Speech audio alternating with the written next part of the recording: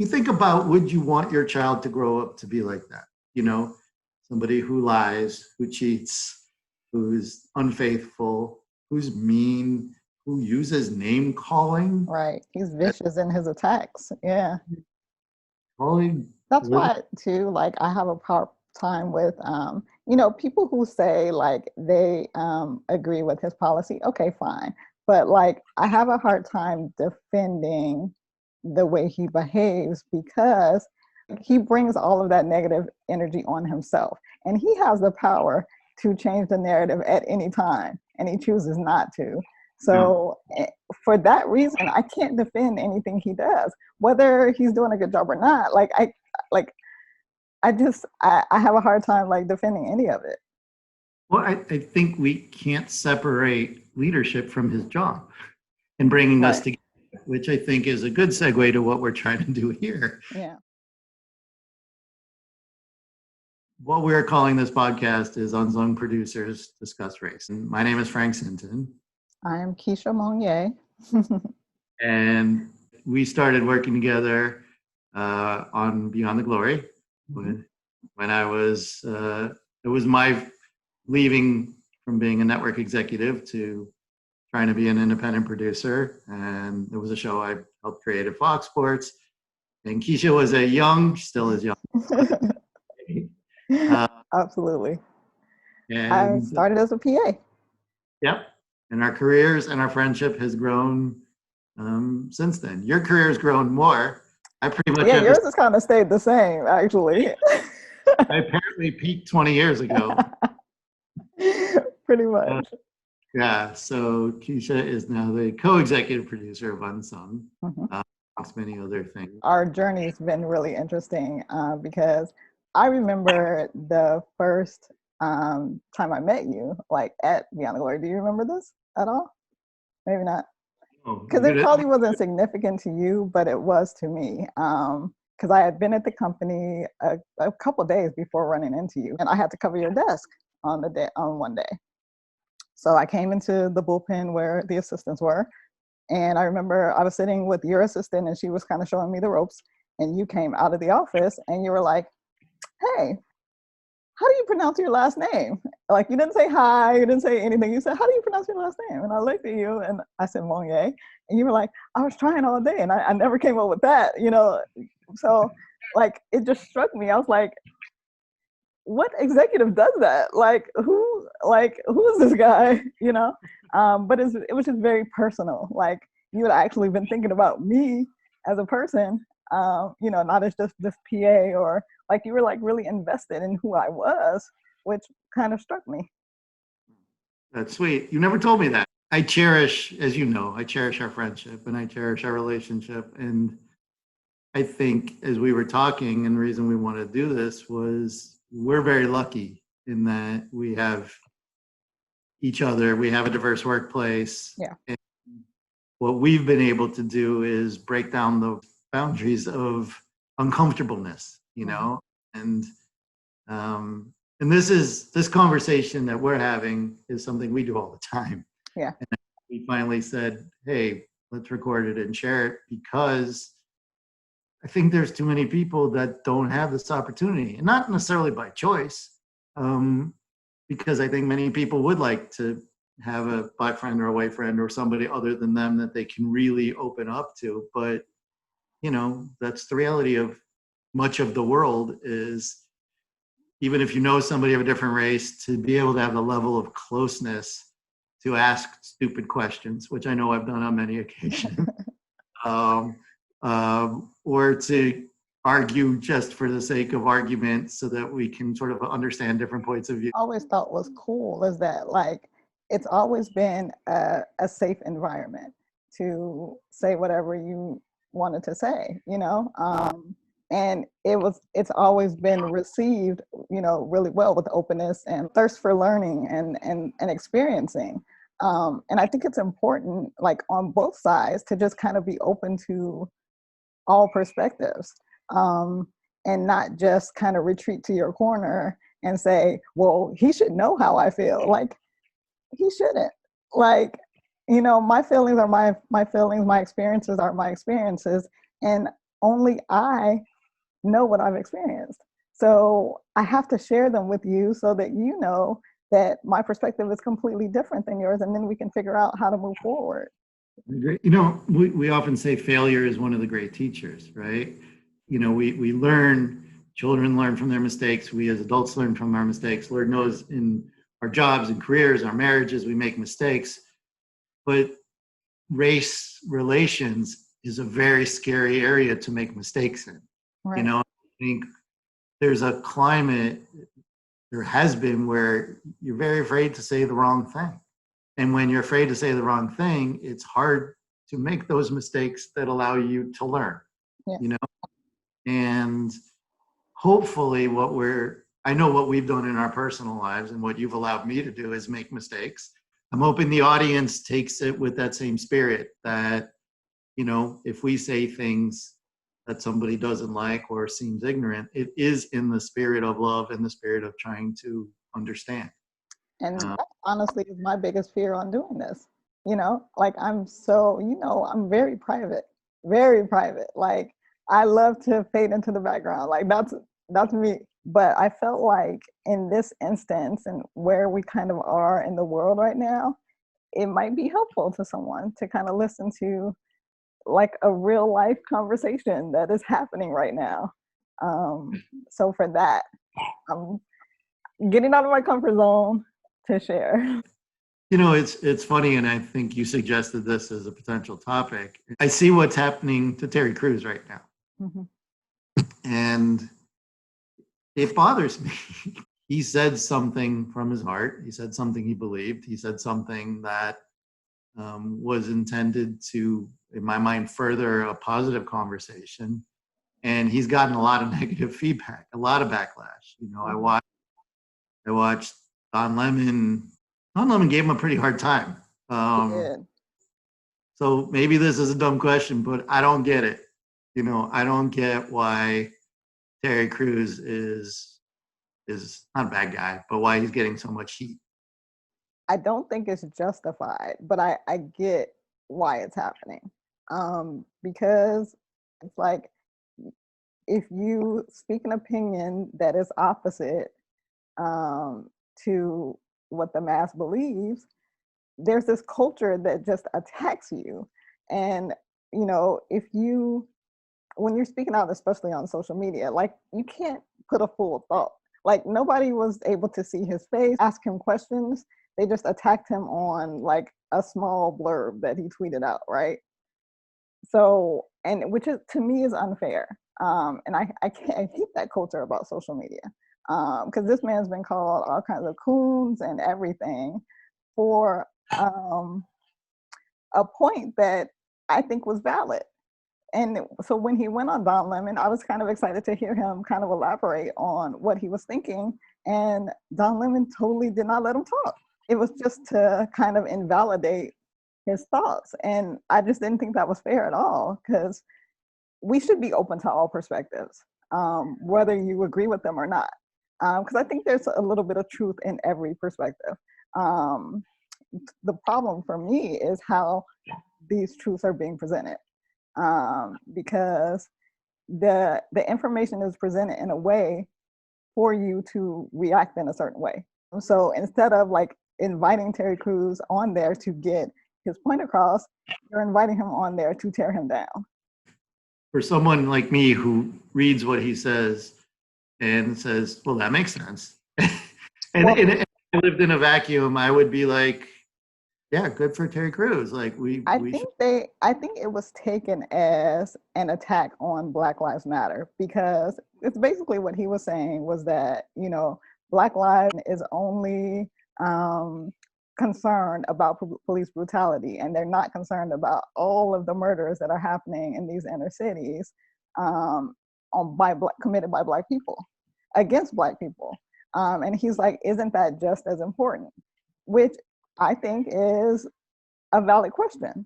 But because he said he specifically called out Black Lives Matter, people had started attacking him as if he wasn't saying that was a good thing. And he made it clear on Don Lemon that, like, I'm not saying that. I'm just saying that should do more. I watched Don Lemon another night. I can't remember honestly if it was before or after Terry Crews was on, but and I forgot her name, but it was a woman from the WNBA, and she said something because they were talking about like taking down the monuments and some of the funding of the police, and she's like, "Those are crumbs. I want the whole meal." Right? And Don was very supportive of that point of view, which to me feels very similar but different to what Terry Crews is saying. In other words, it's not just about police brutality, it's about what does it take till we get to full equality, to full opportunity. Right. Is just, to me, isn't that another way of saying Black Lives Matter is more than just police brutality? But when Terry Crews was on, Don Lemon just basically shut him down and said, Black Lives Matter is about police brutality and not about all these other issues. Don't conflate them. Right. Because of the way it's packaged, like the information is lost. Because if you think about it, everybody's saying the same thing. You know what I'm saying? But like because of like it's politicized, like it gets put in these separate corners. And you can't agree with this corner if you're over here. Look, I always find myself right down the middle. These extremes drive me crazy because I can't live that way. Like there's plenty of gray area in my life.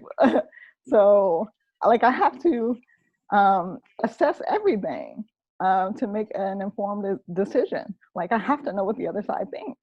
The people who are on the polar opposites have the loudest voices right now, and the people in the middle are just like, what is happening? What is happening? But I agree with you that the people in the middle probably are larger. They're just not being heard. There's nobody saying what happened to George Floyd is a good thing. You know, there's nobody saying that Black people killing other Black people or white killing other white is a good thing. Like these are all problems, and I think we're not having enough open conversation where we're not afraid to say the wrong thing. Yeah. And how we solve the problems, you know, that's above our pay grade. Right. Like I have no idea how to attack them, but I do know that the most effective way is going to be conversation. I don't think like taking down statues, like I get it, but it's symbolism. Like you literally have to change the hearts of people and the perspectives of people to really like get to where we want to be. I think it starts right here, to be honest. I agree, because that's how change happens. And it's like, if we're all yelling into the echo chamber, we only hear our own voices, you know, but it's about hearing other voices and understanding. And, you know, what seems obvious to me now I guarantee are things that seemed ridiculous to me at some point 20 or 30 years ago, because I have a different understanding, you know, I have a different point of view, and I'm grateful, you know, to you and other people in my life for helping that evolution. And you know, so much of us not getting each other comes out of ignorance and not having conversation. I think what's happening is too many people that are white people like me who don't have the opportunity to talk to people like you are just seeing extremes. And they react, and then you have a president who is amplifying the extremes and playing on fears, and we grow farther apart instead of coming together. Yeah, right. I mean, I've seen like whole relationships like in the last like 2 months just over social media, you know, like my sister, her neighbor posted something on Facebook, and now she hates him because she's like, I can't believe he was like that. You know, we've had to, I was like, have you spoken to him? We're so quick to dismiss each other's perspective. Because again, if he's making a post on social media, it's like this long, and it's like, just get to the point, you know, and there's no background, there's no anything of like why he feels the way he does.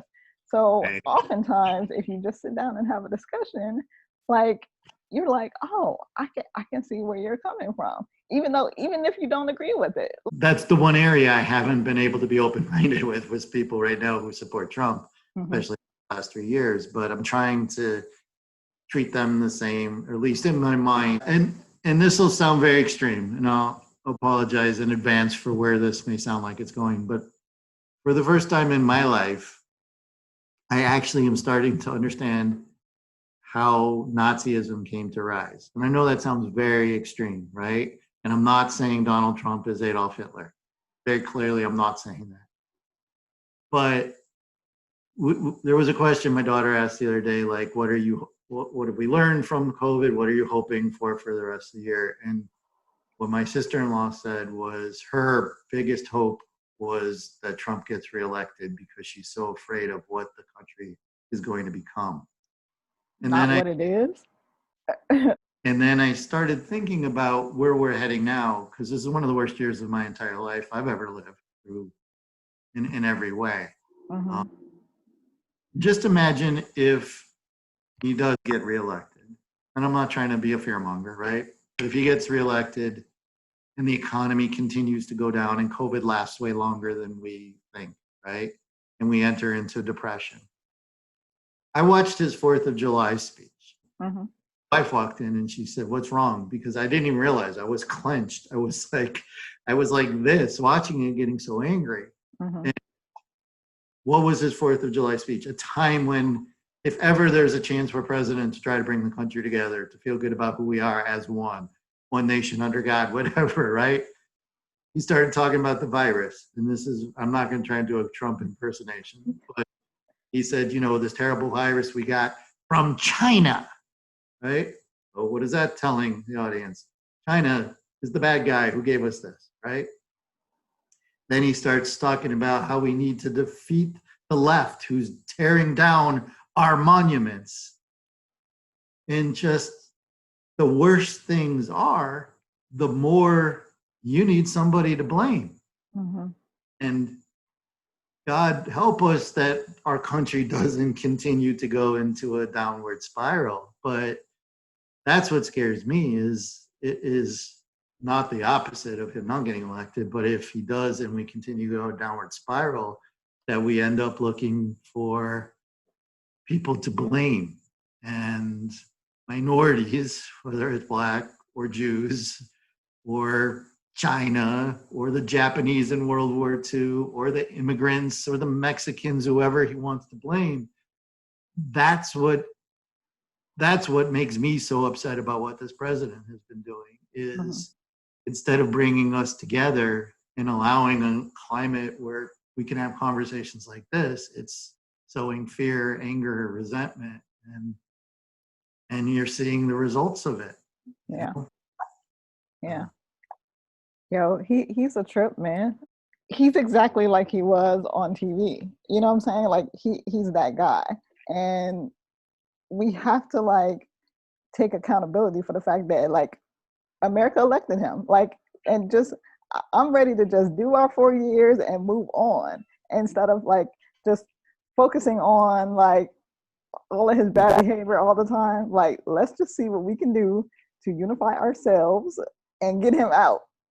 That's the only thing we have control over, is our votes in November. So our votes are conversations. Absolutely. And coming together and finding common ground, because we're not each other's enemies. No. And honestly, also, not to be afraid of race. It's like, we're different. We can acknowledge that we're different and that there are things that we do differently, but in the end, like underneath the skin, we all want the same things. Like we want health. We want our family to succeed. We want success in the workplace. Like the fundamental things are all the same, like across the board, across the world. Like this is just a shell. Like, so we need to kind of focus on just connecting heart to heart. Yeah. Well, it's funny. That's one thing I've learned over the 20 years of our relationship, because when I started, I thought the goal was to not see color. And I know that's big topic of conversation, because as Martin Luther King taught us, it's not the color of our skin, it's the content of our character. Mm-hmm. It's funny because I think as white people, we're always trying to catch up with what is the right terminology to use, what's the right phrasing. I don't want to say the wrong thing, but I think you're right. Underneath, we are the same, but we do have different experiences. We have different backgrounds. And that's a great thing. And it's not always just because we're different races. People from different parts of the country have different experiences too, Right. Absolutely. It should bring us together, not tear us apart, right. So, but somehow if, the narrative is if you feel like diversity is important or something, then you hate America. Like, like, right. But I mean, look, we're all American. We all love this country. We just have different ways of showing it, I guess. But I don't think that makes you un-American because you want to be on an equal playing field with everyone. I mean, that's the foundation of America. Well, I mean, I don't know that the founding fathers thought that way initially. I mean, they put it on paper, but it didn't necessarily apply at that time. But now in 2020, everyone should have the same rights. Right. Now it's time to live up to what they wrote. White privilege is something we haven't talked a lot about, but it's one of those terms that as a white person, it has a connotation that feels like it's intended to make us feel guilty, right? Mm-hmm. But I know the intent is not. Understanding what white privilege means is important, but it doesn't mean white people are bad. White people did bad things in the past. White people do bad things now, just like black people do bad things now. There's the variety of everything. But I think for white people to not realize that we've had a 7 or 8 year head start it is silly. Like, it's so obvious. They've never had to think about it. I mean, it's just like, and they haven't had anything to compare it to. You can only speak from your experiences, and you can't expect to feel what other people feel if you've never had those experiences. That's why it's important that all of this stuff is coming out now. I mean, I think it's great just to further the conversation, but just want people to realize, even if all of the legislation comes through and, in the eyes of the law, like everything is equal, it's still going to take that personal connection to change people's, hearts. And that's going to be the ultimate way that this gets done. Just person-to-person contact. It's hard because, like, as a Black person, why should I have to reach out to you to make you feel better? Well, really just to make you feel better about who I am as a person. Like, instead of you just seeing me as a human being, without all of these prejudices. Called a mutual friend. We have Donnie after George Floyd and everything was going on. And which was a very uncomfortable time for all of us, right? But what do I, as the white guy who has Black friends, do? Right? Do I just stay out of the way? Do I call off from it? And I think Donnie said it really well, like, because he was getting a lot of white friends calling, right? And he's like, I'll misquote him, so apologies, Donnie, if you're watching. Why do I have to stop and help you with your lawn while my house is on fire and I'm trying to put it out? It's not your responsibility to tell white people how to act or behave or feel when it comes to uncomfortable race conversations. But at the same time, without conversations like this, we just live in our own echo chambers. Yeah, you're not going to move the needle. If we're afraid to say the wrong thing, we say nothing or just talk to people like ourselves. And but I think it's easy to resent that fact as a Black person. it would be easy to resent the fact that like I have to make the effort. But I mean, I think it is a necessary effort, but I could see where some anger would build, for that. No, I agree. And it shouldn't be black person's responsibility to make a white person feel better. And that's not what we're asking, but it's also most white people want to try to do the right thing. Well, I was surprised too because after George Floyd, you called me too, and one thing you said was that you had been getting like a lot of calls from people asking like what they should do, and that surprised me. People were in the position where they were like really thinking about it and wondering how they could help or how they could change. Like I was, blown away by that. Yeah, but I think this time is different. I'm old enough to have lived through the '60s. It does feel different. I've driven through, past some Black Lives Matters protests where it's been 90% white, which is very surprising. But I think because of the media, television, Corona evolution of our society, I think there's a lot more unity in agreeing that there's a problem and a better world for all of us. Yeah. Right. One more question. We've talked about this before on the lighter side. Okay. Why do black people listen to black music and white people listen to white music? You have never listened to any country music. I have not. And this is what's funny. I was thinking about that the other day when I was thinking in my head, like what to discuss with you. And right before we left the office, I don't know if you remember, I'm sure you remember, but you closed the door and there was a poster on my door that I had never seen because I had just moved into the office and there's this big poster of this white man in a beret. And I'm like, Frank, who is that? Because that was the first time I saw the poster. And you're like, you don't know who that is? And I'm like, no, who's it? It's a white man in a beret. Who's that? And you're like, that's John Lennon. And I'm like, okay. I know John Lennon's from the Beatles, but I never listened to any Beatles music. I had no idea. Like, I know who Paul McCartney is because he's still alive. But I wouldn't be able to pick them out of a crowd. And then we had this whole discussion about black music. Like, he was like, you only listen to Motown, didn't you? And I was like, that's what my daddy listened to, so that's what I listened to. I mean, I don't know. I wasn't exposed to it. And I grew up in an all-black town, so. But John Lennon, come on. I had no idea. And I don't know if I'm more normal or more of an exception. And luckily, I get to work on a show with you Unsung. But I honestly didn't know every artist we did before we did it. But right.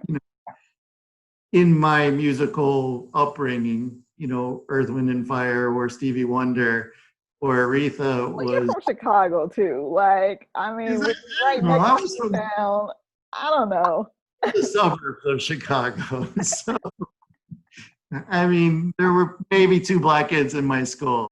I don't know. It just, because our ears aren't different. You know what I mean? We all tend to want to hear or see people that look or sound like ourselves. That's a natural human instinct. But,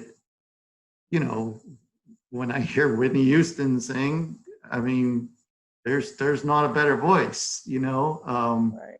But Michael Bublé's got a nice voice too. So, and you don't even know who he is, do you? I've heard the name. I could not pick him out of a crowd. No, I don't know who he is. But I think you'll find, especially like a lot of the younger generation, that they're more open to like all types of music. I mean, I just happen to grow up in like a funk R&B household. Like, my dad was all about like Ohio Players and Spinners and Parliament and all of that. So Stevie Wonder, that's what I grew up on. And I never strayed from that. It is really why I love Unsung, because like I grew up on all of that music. I mean, that's what we did on the weekends. It was like Saturday was like music day and cleaning the house, and sports on Sunday. So those are my 2 favorite things.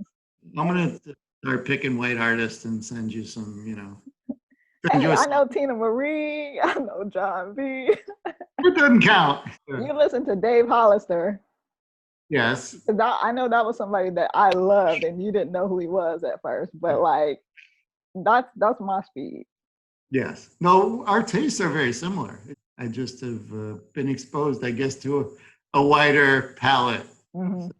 We'll get you listening to some country, but it won't be the Dicks anymore because they can't be. Dixie was no good, and it won't be Lady Antebellum Why? What's wrong with them? because the names have changed now. It's part of our. Oh, I didn't know that. And I'm sure that's going over really well with a lot of the country music fans. But the Dixie Chicks, because Dixie has certain Oh, tones, they're just the Chicks now. And Lady Antebellum, which you probably never heard of either, I've heard of it. Lady A instead of Lady Antebellum. Okay. Yes. And someday I will tell my grandchildren there used to be a football team called the Redskins. The Redskins. Interesting to me, like that whole thing, because people have been coming for that name for years.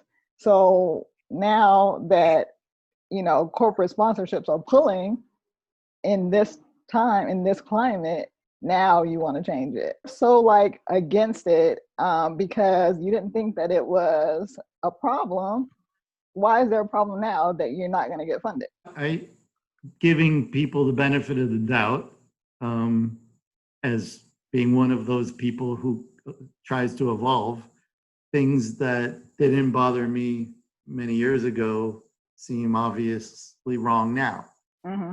Would not have thought twice about the Reds. Just being completely honest, I would not have thought twice about the Redskins 20 years ago. Just that was the name of a football team. Didn't even think about it. Right. Someone like, yeah, probably right. I didn't either. When they took Chief Illiniwek, I went to University of Illinois. When they took Chief Illiniwek away as one of our symbols, that made me angry.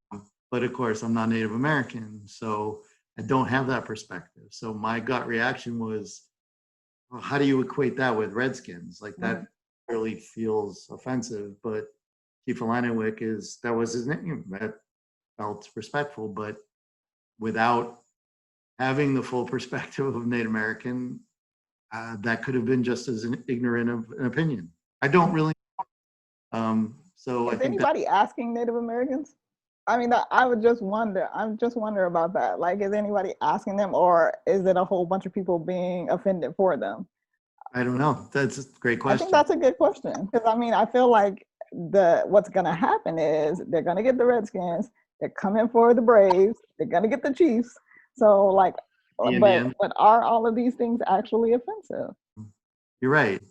It should be Native Americans informing us as opposed to our interpretation of what's offensive or not. I used to feel that everybody's too sensitive. I feel less that way now because I've been educated more, and it's not for me to determine what's offensive to somebody else.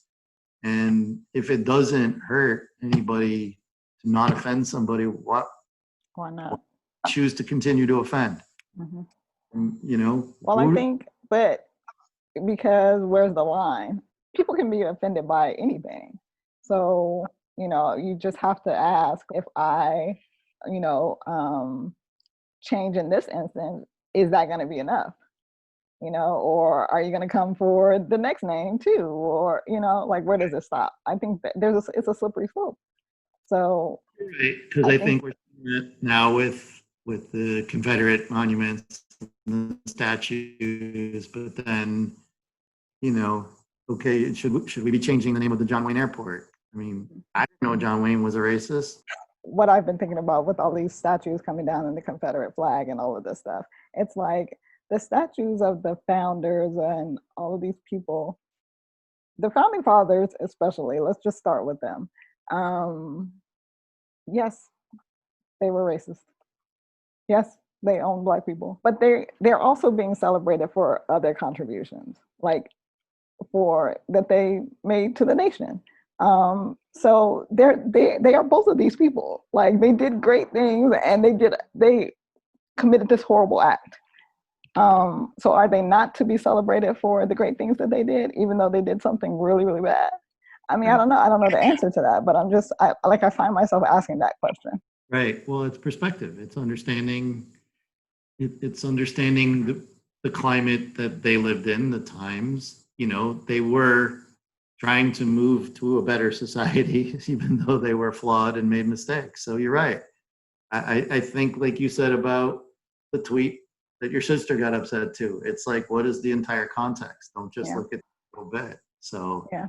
and you're right. There is a slippery slope of where do we stop? You know, I mean, it does seem to me that the Confederate flag and monuments of Confederate soldiers is don't think we should erase history, but I don't think they need to be celebrated because what they stood for was what we are trying to get away from.